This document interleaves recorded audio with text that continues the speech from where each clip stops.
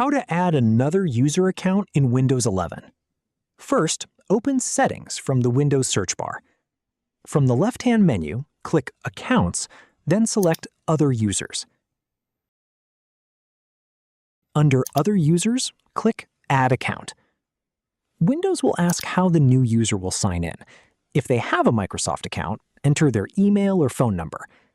If they don't, click I don't have this person's sign-in information. On the next screen, select Add a user without a Microsoft account to create a local account. Now, enter a username and password for the new account. You may also need to add security questions and answers in case the password is forgotten. Once you've entered the required information, click Next.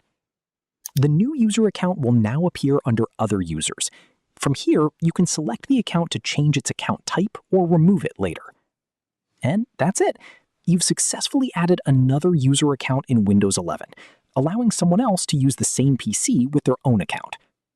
If this tutorial helped you, click like, subscribe for more helpful tutorials, and share this video with others.